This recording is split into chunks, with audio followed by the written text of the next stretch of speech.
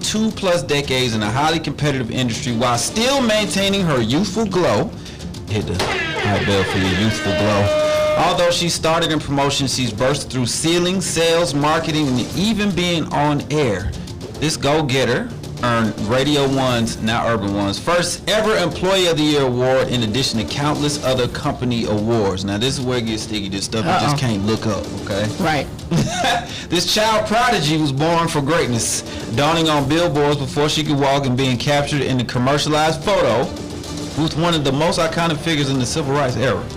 Coria is on first name basis with almost every huge legendary name in radio and in media, like Tom Joyner, Steve Harvey, Ricky Smiley, Ryan Cameron, Miss Shanika, Empress Cersei, Chris Lover, aka Ludacris, Lala Anthony, and his way too many to name. She's been entrusted to handle hundreds of millions of dollars through accounts that include brands like Coke, Home Depot, Universal Music, Carrabba's, Six Flags, and more. You can hear her sultry voice on commercials across many radio brands. She does this all while helping others reach their dreams through her faith-board experience and through her ministry at New Light Church in Douglasville. She's a community leader, wife, mother, mentor, visionary, gold digger, author, comedian, now on Instagram sensation, creating phenomenon. And my homie CB is on the Reec Show. Man, who do I need to send a check to, yo? Like, for real. This is all done in the house.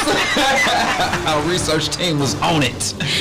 Man, they just went back to the billboard. Yeah, we had to, do some digging.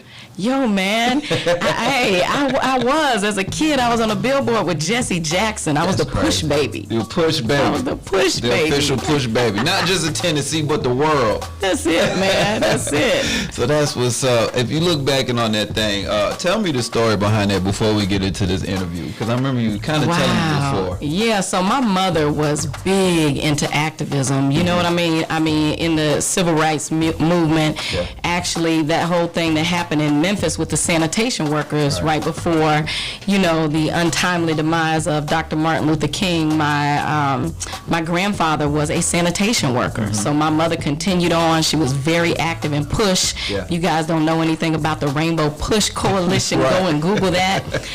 So I was always around and on her hip. Yeah. And they got ready to do these billboards in Memphis with Jesse Jackson, and hey, man, he was holding me on the billboards. I was the push baby. That's wild, man. Let's give a round of applause and a high bell for you being a push baby. Your mom was like, hold this, Jesse. Exactly. I love it. All right, man, let's go ahead and get to it. Shout out to CNVA 107.5 in Charlotte, and of course our affiliates up in Huntsville, and the game 104.1 Power in Indiana. All right, now that that's out the way, let's go ahead and get all the way into it. We got CB in the building, aka Coria. We're talking about your history as just a phenomenal person. When you started off your career in radio, did you imagine being where you are right now?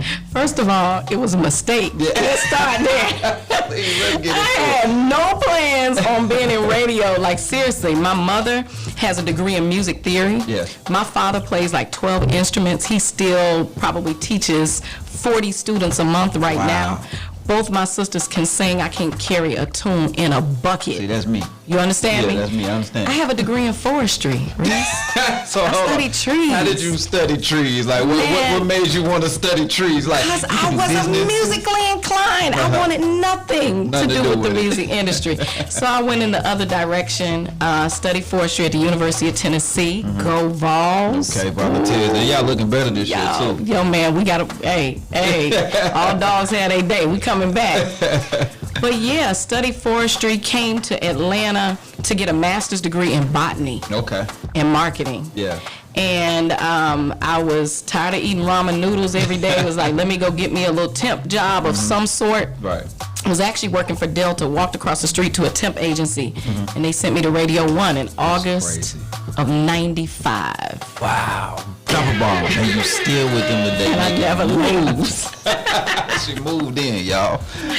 Yeah, man, that was on Old National Highway. That's so crazy. Yeah, man, they sent me in there to do a temp job. Wow. Can you believe that? I can't believe it, but I can't. And when I'm telling you I can't, because when you go to temp agencies, they usually send you to UPS or something. Right. Not Radio 1. Right. That's fake right there. Yep, so sent me there. It was still hot 97 at the time.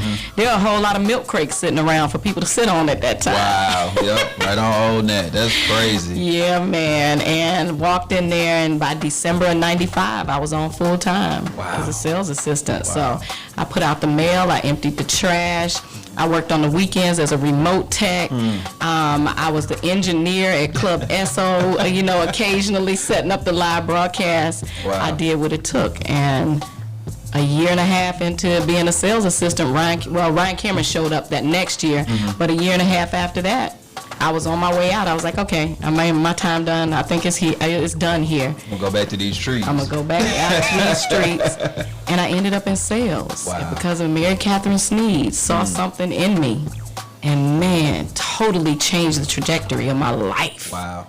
Let me go ahead and drop the bomb for that. You walk in a temp job, you end up in a career. Correct. Wow, that's crazy. Right now we're Corey. We're talking about her movement inside of radio, especially with Radio 1. Yeah. Now, when you walk into this building, the new building over at Urban One, Radio 1, I know it's got to be at some point. You're like, wow, this all started on Old National in a little house. Man, what? Man, on top of a doctor's office, crazy. Right? Who used to take his broom and hit the ceiling because we was too loud. He's over there trying to give checkups. Y'all in there jamming. Right.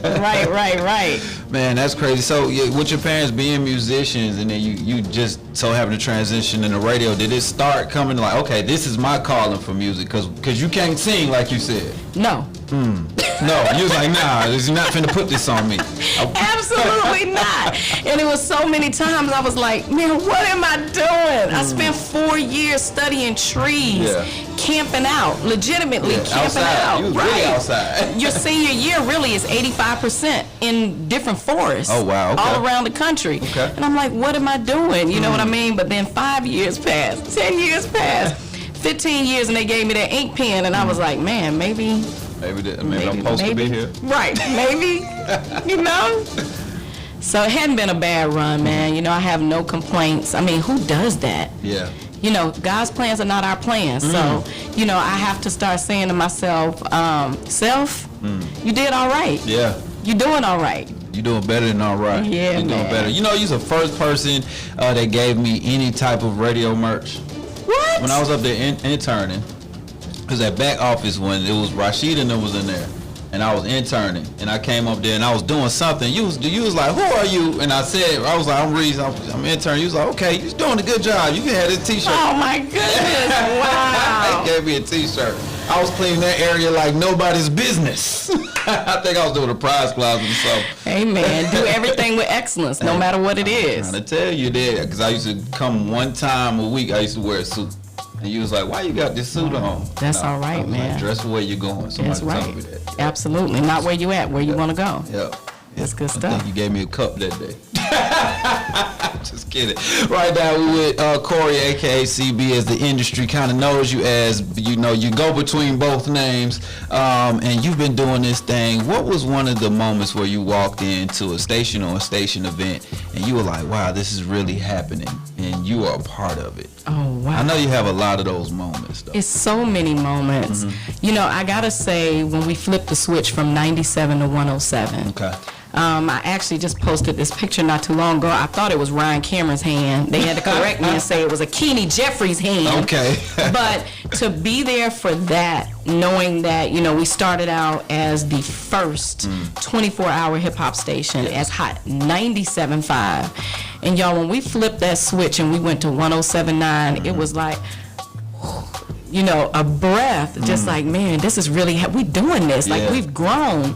I've seen people go from 0 to 100. To watch Chris go from Chris Bridges to Luda to Ludacris. Like, seriously, just seeing all of that happen is crazy. But that flip from 97.5 to 107.9 had to be that moment, that major moment. I love that right there, man. Yeah. That's more history. We hit this bell a lot.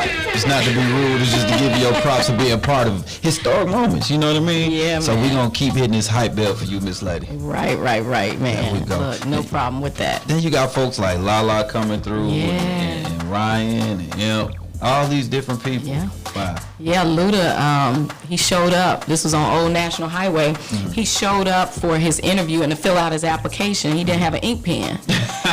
And he stopped at my door and he was like, yo, can I borrow ink pen? I was like, yo, man, you coming for an interview? You're not prepared. You know, I understand. He was a student, but still, you know, I had to give him a hard time because I wanted to make sure I prepared him. So, you know, his very last remote with hot, were we still 97.5 back then? I think we may have been 97.5. He, on that day on Saturday, it was a car remote, and it was my client. Yeah. And I never forget this conversation. He said, man, I got 2 deals on the table. Wow. And he had done the Madden, and he had done the Fat Rabbit with Timberland. Right. And he told me who the 2 labels were. I will not tell, you know, I won't tell that. And I said, well, you got them over here. I don't know how they really promote their hip-hop artists. And then you got Def Jam over here. He's like, yeah, but I'll be a little fish in a big pond. I said, no. You'll be the fish in the pond. Don't ever think about, you know, all these other people that you'll be in the pond with because you got so much to bring. Right. Man, that night I get a text from Kevin Lyles that says, meet me at the Ritz-Carlton tomorrow morning for breakfast. Because he was in town. Right. And I walked in, Reese, and it was Shaka and Chris sitting at the table with Kevin Lyles. That's crazy. I lost it. Wow. I lost it. How do you go from being my talent for a remote and I still like get chills to the very next morning basically being my client? Because Def Jam was my client. That's crazy. Drop a bomb for that. That's crazy. Yeah, man. Yeah. That's what you got to be behind the hip hop now. Come on with it. That is crazy. So you almost on both sides of it. You got a client that's working with the radio station, right? And you got a talent who you are actually giving advice. I bet he had a pen for those deals. Oh, man, I'm telling you. Look, a special pen, right? Right. Yeah, man, now you look forward to see him in these Fast and the Furious movies and all this. How'd it make you feel? Wow, it's crazy. When he signed his first, when he did his first album, and I was like, man, you got an autograph. You know, we don't ask for autographs no more, you know what I mean? But he autographed, he said, thanks for letting me borrow your pen. I had forgotten, you know, because so many years had gone by. But it feels awesome to see people like Chris, to see, you know, Lala, you know, even Poon out there, you know, he's managing artists. Man, yes. I mean, I could go on. Lil Jon. Yo, me and Lil Jon used to get toasted at the Velvet Room, yo, on them back steps. I can say it now, you know. Now, come on, Pastor. Oh, man, we used to stand on them steps and watch people just tumble down them back steps, you know. Shots of tequila, what's up, Lil Jon? You know, that was my dude. But, you know, even that, you know, and then people who walked into the station with a record, and you see them now, Bone Crusher, I remember the day they came to the station. Wow. And we like, man, who are these dudes? You know, who are they? You know? But it's crazy to see people now, you know, the outcasts of the world, the goody mobs of the world. Man, me and Timo, like, really talked a long time this past Saturday. That's crazy. You know, to see all of that happening is phenomenal. It's got to be, man. Right now, we're just talking a little bit of history with Corey because you've been on the front end of a lot of it. You see some of these artists, like you just said, come in the door, and they got hopes and dreams. Yeah. And then some years later, because Hot is kind of like the pinnacle and forefront of hip-hop in Atlanta for a long time. Yeah, man. What artists that you say, okay, you walking in and it might just caught your eye? I was like, okay, they look like a star, and it turned out to be that person. You was like, see, I knew it. That's funny. You know what? Rashida. Okay. And when I first met Rashida, I don't even think she wasn't a solo artist. And man, I cannot remember the name of this group right now. Don't get me, Rashida. But I looked at Rashida and I was like, yo, she fly. She out of here. Like, for real. She got it. Yeah. You know what I mean? And years later, you know, she ended up doing her own thing, and her and Kurt definitely just solidified themselves as solid. But yeah, I looked at Rashida, and I was like, yo, man, that's it right there. She got what it took. And not just on the artist front, but the business. Yeah. All about her business. Yeah, she got stores and shops and all types of stuff. Absolutely. That's what's up. That's what's up. Okay, then let's kind of fast forward a little bit. And you start branching out doing your own thing. Yeah, you got this faith board experience. How did that come about? Oh my goodness. So faith board experience, one of my besties is Phaedra.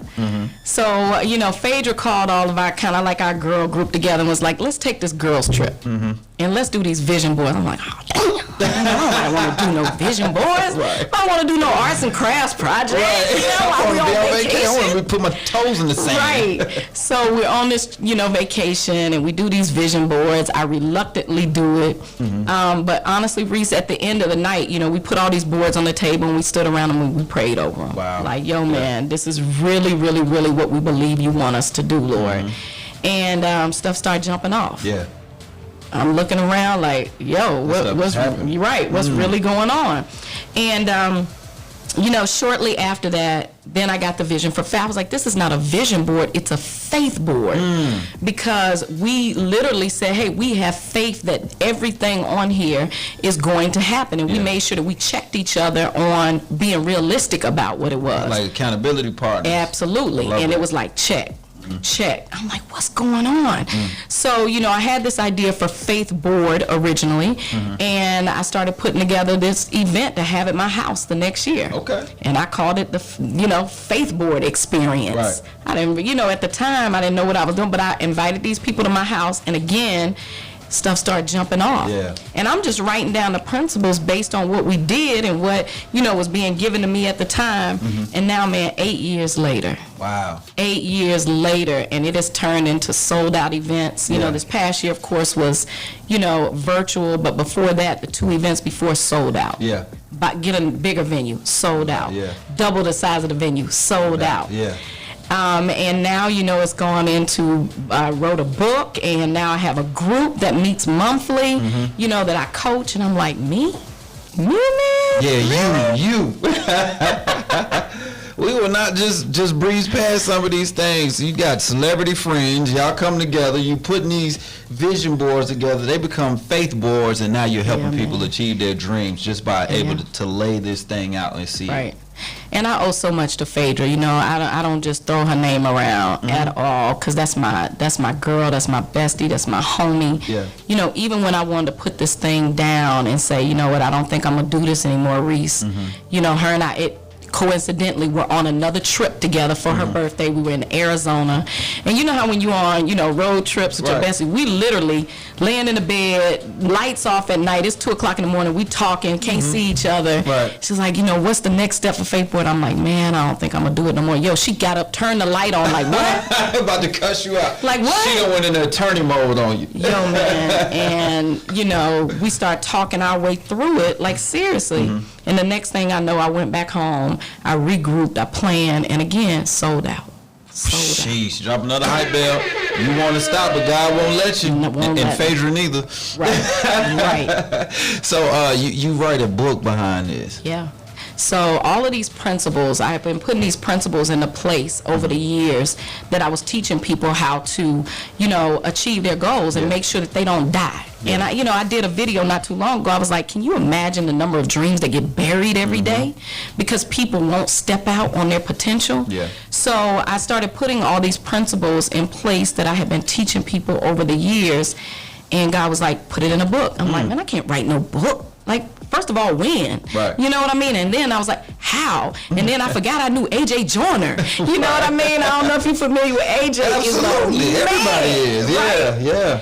So I remember that years ago, I had done this project with Rashawn, and AJ told me then that I needed to write a book, so I called up AJ. Fast forward, God said, you're going to do this book in 2020. I'm like, yo, man, we already know what 2020 was like. Right. I'll fast forward and I'll just say on December 31st, the book was still not live on Amazon. I never forget, Ryan and I left about 8 o'clock that morning going somewhere. He said, yo, what's up with the book? I said, God says it's coming out in 2020. He said, it's December 31st, right? I was like, yeah, but it's gonna be straight. It's gonna be good. And he looking at me like, man, you do this to yourself. And I'm like, but I never lose. I always win. Right. 11:10 that morning, book was live on Amazon. Is it this book? This book right here? It is that book with this right fabulous there. lady on the back. It's that book. Man, I love the book. easy to read. Yeah, man. Follow. I like big pages. I'm not gonna lie. I love big pages on a book. You know what I mean? And it's stuff for you to do. And if you follow it, I tell people, and I'm not afraid to say this, if you follow, it's fail-proof. Yeah. It's fail-proof, period. 5 fail-proof goals and 5 easy steps. I love period. That's it. That's it. Some people scared to say that. I'm not. I mean, you said it was coming out of 2020 with about 12 hours left, and guess what? It's out. So that is you as an author and as a faith board coach. As a faith board coach, I lead a group every single month. We meet twice a month on Thursdays. It's not easy. I tell people that, look, it's not for everybody, period. And if you're not serious and if you're not willing to be stretched, don't do it. Yeah, you're going to get weeded out. Don't do it, because I ask you to stretch yourself. I ask you to do some things, in between those 2 weeks when we're not together. Do I check up on you? Yeah, I do. Yeah. And they know, but they appreciate it. Yeah. Because now I have people who have written books. I have people who've started podcasts. I have people who started businesses. I have people who have done more in 2021 than they had planned to do over the next 2 years. That's crazy. So it's okay for me to stretch. Yeah, because they need to stretch themselves. Absolutely. There we go. Let me drop a bomb for that. You're helping people to reach their potential, get out their best them. Absolutely. Now, it seems like these ideas are coming from traveling, and now you the whole travel chick. Tell me about #travel chick. You in all these places. I see these pictures with your toes up and then the beach in the foreground. So look, we all know, radio is a 24-hour-a-day job. I don't care what anybody says. I'm sitting on 100+ hours of PTO right now.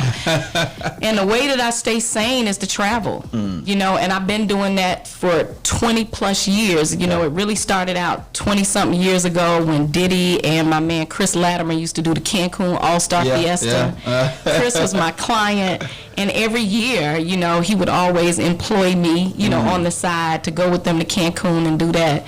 And once I had that bug, I said, man, this is how I stay sane when it comes to radio. There you go. You know what I mean? So I just started saying to myself, okay, I wanted to travel, but for the most part, it was Caribbean islands, it was beaches, and I loved the beach scene. Yeah. But Reece, one day my son was sitting at the dining room table, and he says, hey, we're studying the Treaty of Paris, or whatever it's called.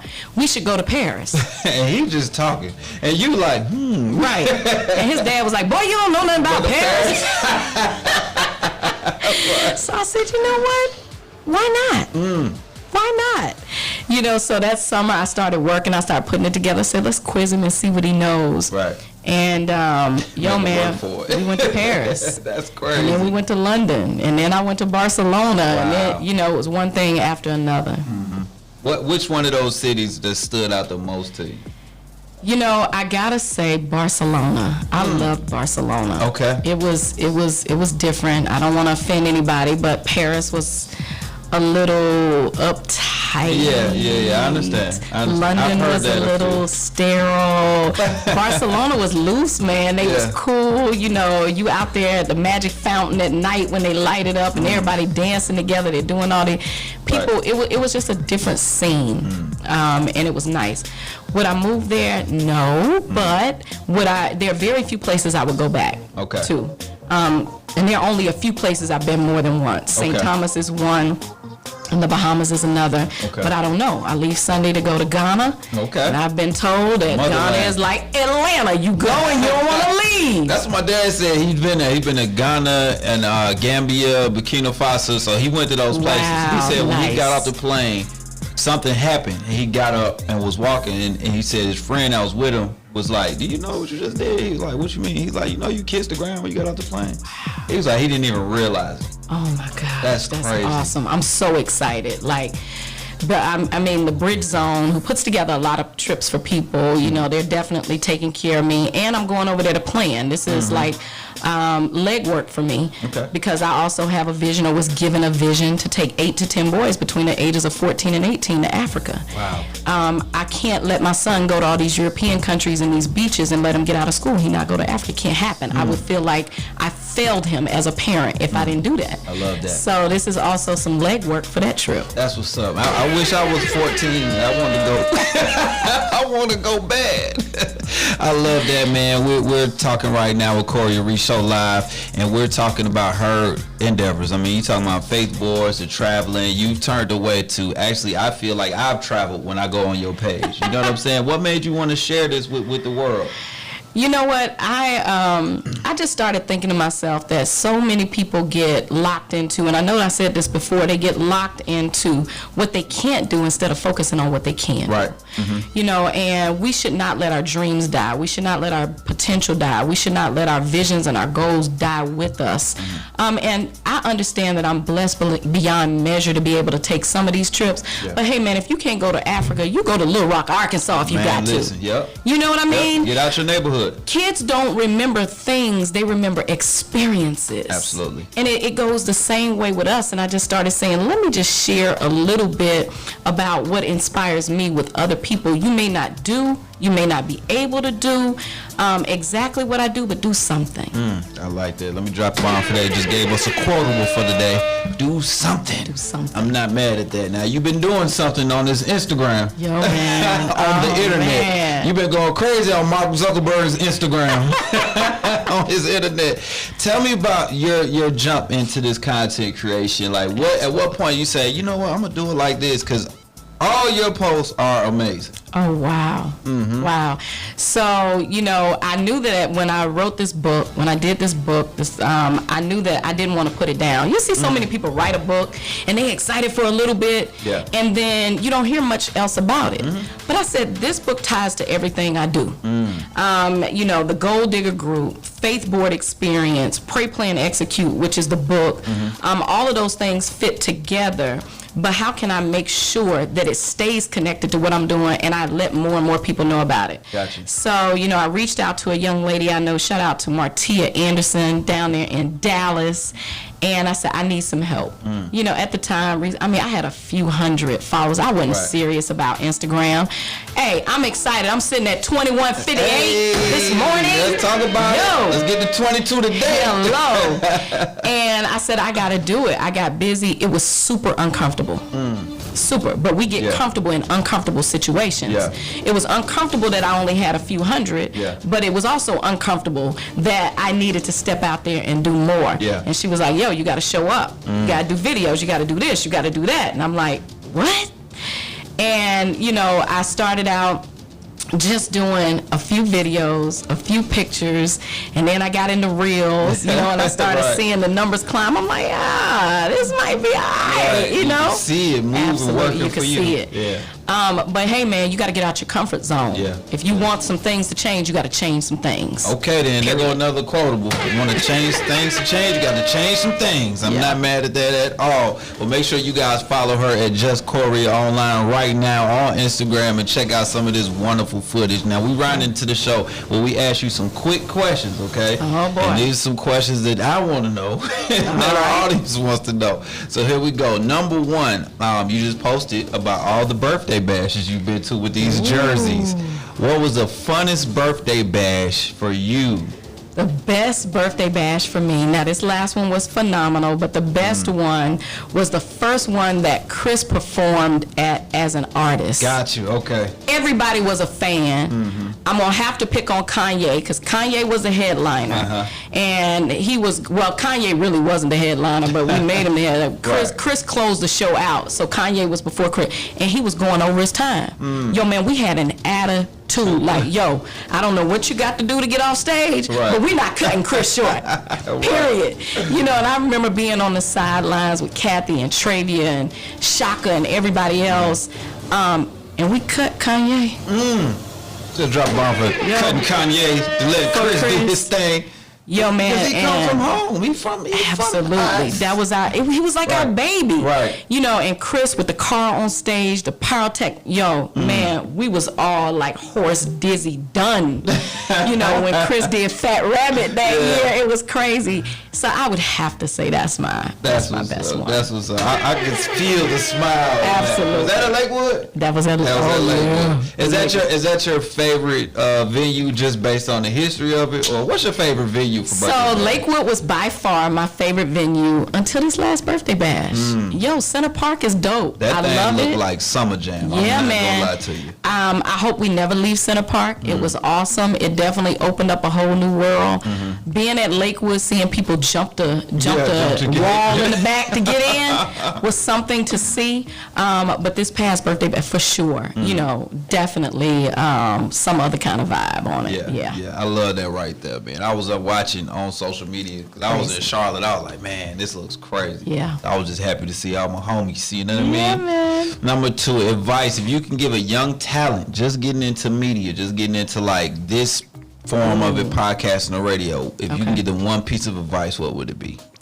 Know everything. Know how to do everything. And this is totally not bragging, but if I had to put together my own let me go back. If I had to cold call for a client, put together the presentation, come back and cut the commercial, go in the studio and play the commercial, I could do it all. And we just talked across, I don't even, 5 different jobs. So many different jobs. Right.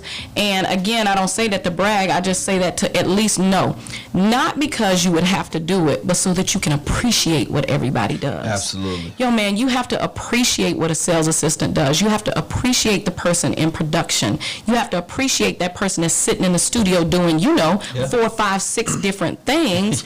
And you have to appreciate that salesperson who has to sell it, close it, and collect the money. Absolutely, just drop a bomb for that, because it does make sense, especially if you just in the studio and you're a talent and you want something posted on IG, just something simple as that, right? And then you go into the media department, you're like, why you ain't posted yet? Right. If you don't understand how that thing gets put together, 100. the hashtags, the research behind it, what's Absolutely. the peak time to put something up and all of that, then you're not giving them their just due. Absolutely. Right, I love that, man. Let's keep going with it, man. What, you being a minister, what is your favorite scripture and why? Oh, if I had to, really it's all Psalm 27. Okay. And Psalm 27 starts off, the Lord is my light, my salvation, of whom shall I fear? He's the strength of my life, of whom shall I be afraid? Yo, man, they put a little pep. There you go. Put a little crip walk in your It's like in your coffee step. for you. What? Yeah. Yo, man, like you can't talk me down. You can't scare me. Like you can't tell me what I can and cannot do. Yeah. And that's the first verse. But if you go all the way to 14, it talks about being of good courage and waiting on the Lord. And he repeats it. I believe when he repeats himself, he means something. And be of good courage. So you may have to wait a little bit, but man, hold your head up, stick your chest out like you know it's gonna happen. I knew the book was coming out in 2020. It could have been 11:59 at night. Right, but I was still gonna be like, it was coming. I'm good. It was coming. Good. There we go. Plus, we had a few extra days in 2020 rolling into 2021, if you know what I mean, because some stuff carried over. I was like, it's December 38th right now. But no, I'm not mad at that, Corey. We got well, 2 questions, and I have to throw another one in there. All right, favorite place to eat abroad? Ooh. Oh gosh, favorite place to eat abroad. So there's this spot in Cabo called The Office. Okay. It's on the beach. I actually got this recommendation from not one person, but 2 persons. 2 people. Right. Man, let me get it right. All right. Right. When I got ready to go to Cabo, Melissa St. Joy and Tasha Armstead told me about this spot, The Office. I'd never been to a restaurant twice when I'm on vacation. Wow. Until I went to Cabo. And you sit on the beach, you take your shoes off, you're in the sand, but the food, the red snapper. And I only eat fish like once a month, because I don't eat meat. But, yo, man, this restaurant will have you trying to go every single day. The Office in Cabo. I'm jumping off for that. We're going to have to check it out now. The Office, Cabo. We there. Yeah. Give me a few checks. I'm going to be in there. All right, so here we go. You were stuck on an island as the travel chick. Which one would it be? And there's a 2-part question. What 3 songs are on your playlist? Oh, man. Talk to me. I love St. Thomas. Okay. I absolutely do. I have 2 places in my mind. If I would ever buy a spot in the Caribbean, It's going to be St. Thomas? It would be St. Thomas or it would be somewhere in the Bahamas. But I'm really thinking St. Thomas. Playlist, obvious. Anybody who know me, they've already said Candy Girl. I get dizzy when Candy Girl come on. Any DJ that work for us and I walk in the door, they gonna play that. Oh man, just about anything from Pac, man. It just, gosh. it's hard for me to even choose one record. See, that's what you know what I love about you from day one? You gonna sit here and you gonna give me all the gospel verses in the world, and then you gonna put on Gangsta Party, right? Oh, for sure. Hey, man. Don't let nothing from 3-6 come on. Man, I'm telling you. Hey, I'm Memphis all the way down. I can still gangster walk in 2021. That's what I'm talking about. And I'm going to be out in Memphis October 2nd, so I'm definitely going to be leaning on you for that. Yeah, I'll be out there. You got to show up as authentic. Yeah. Minister is not who I am, it's what I do. Exactly. Period. You know what I mean? And you may see me, I love Jesus, but I cuss a little. Yeah, you know. A little bit. Don't get me there, right? But I would say Candy Girl, Something by Pac, and Miracle by the Clark Sisters. Okay. Hype record right there. Yeah, you got song music for any mood or mode, whatever you going to do. You know what I'm saying? Right, absolutely. You got it. I love that, man. So y'all put those 3 on your playlist right now. You cannot lose. I want to say thank you for coming by and chopping it up with us. I love it. I am so appreciative, so honored, so excited for what's happening with you, Reece. I mean, man, all you do is win. Period. No, seriously. All you do is win, and I'm just excited to see all that you will do in the future. I appreciate that, man. So I'm just gonna take that and run with it. Usually we have our outro with our Reese's Peace of Mind or Pops Knows Best, but you gave us a quotable of all quotables, and we're going to run with that right there. So thank you so much. Thanks for having me. All right, y'all, stay tuned, man. When we come back, we got Pastor John Gray. He's gonna be jumping on with his lovely wife. They got a new church opening up, so don't move. We're gonna be chopping that up in a few right here on the Reec Radio Show Live. Thank y'all, and we're gonna get into this mix.